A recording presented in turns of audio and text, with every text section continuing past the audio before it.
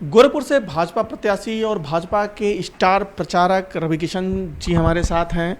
Sir, Congress के एक वरिष्ठ लीडर हैं सुरजेवाला साहब, उन्होंने हेमा मालिनी जी पे एक टिप्पणी कर दी। क्या कहेंगे आप उस पर? ये दर्शाती है कि कांग्रेस की मानसिकता नारी शक्ति के प्रति कैसे। उनके सबसे बड़े लीडर राहुल जी ने भी कहा था शक्ति के बारे में कि वो शक्ति को परास्त करना चाहते हैं। यशस्वी प्रधानमंत्री मोदी जी, हम लोग सब शक्ति के आराधक हैं। हम लोग नारी शक्ति को, देवी शक्तियों को मानते हैं, हमारी ईस्ट हैं। कलाकार भी माँ भगवती का रूप होता है। हेमा जी कितनी शालीन कलाकार हैं, कितनी शानदार कलाकार हैं, कितनी शालीनता से उन्होंने अपना जीवन, अपनी मेहनत से आज वो यहाँ तक आई हैं। अब वो मीरा जी वाला परफॉर्म करती हैं और बहुत सनातनी विचारधाराओं को पूरे विश्व में वो उसका प्रचार प्रसार करती हैं शालीनता के साथ। उनके बारे में ऐसे अपशब्द बोलना ये दर्शाता है कि ये लोग कैसे हैं। सुरजेवाला जी को हमको लगा था बड़े पढ़े लिखे व्यक्ति हैं, समझदार हैं। ये लोग अपने आप को पढ़ा, हम लोग तो देहाती लोग हैं, हम लोग इनसे कई करोड़ गुना शायद अच्छे हैं। हम लोग नारी शक्ति का सम्मान तो जानते हैं। खैर, इन्होंने दूसरा जो सवाल किया है कि क्या करते हैं ये कलाकार, ये लोग आके क्या करेंगे राजनीति में, ये लोगों ने क्या किया है। ठीक है, चाटुकारिता से ही ये लोग टिकट पाते हैं या स्टारडम से पाते हैं, जो उनके कहने का मतलब तात्पर्य यही था।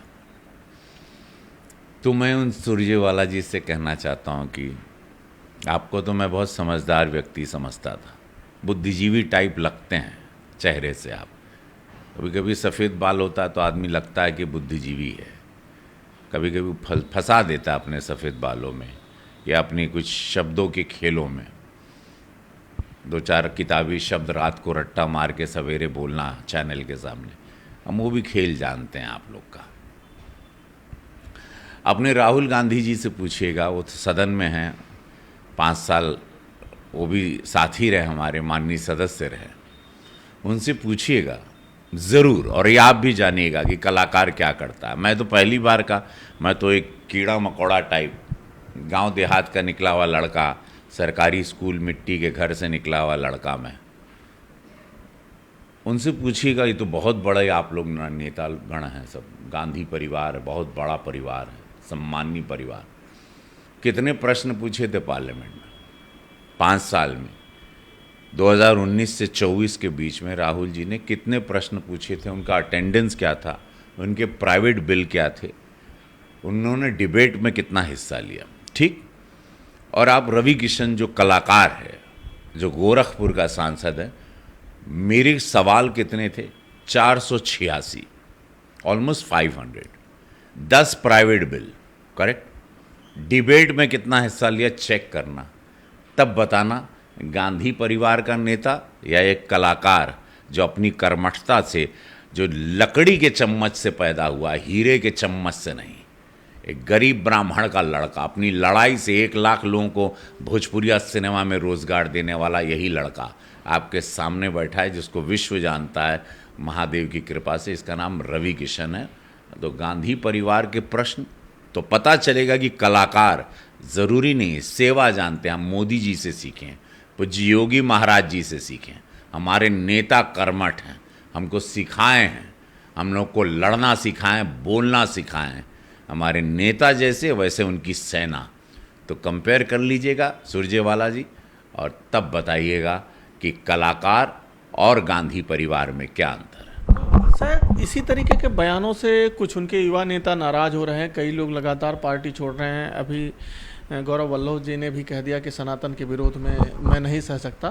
तो क्या कांग्रेस सनातन का विरोध भी कर रही है? शक्ति का विरोध है, सनातन का विरोध है। कंगना रनावत जी का विरोध किया इन्होंने।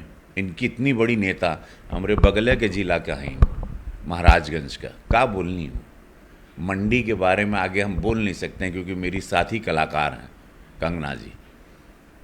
हमको बहुत दुख हुआ, मैं भी बेटियों का पिता हूँ, मेरी माँ भी बेटी है, मेरी पत्नी भी किसी की बेटी है। क्या लगता है कि कांग्रेस के जो लीडर्स हैं वो इस तरीके की बयानबाजी क्यों कर रहे हैं? हताश हैं कि कुछ और रीजन है ये उनका? अंग्रेजों वाली मानसिकता है, ये पाश्चात्य संस्कृति। इन लोग इटली में ज़्यादा रहे हैं, इन लोग वहीं पढ़े हैं, इन लोग ठंडे देशों के लोग हैं, ये लोग फॉरेन में ज़्यादा रहे हैं, इन लोग छुट्टियों पे भारत आते थे। इन लोगों के लिए भारत एक छुट्टियों का देश है।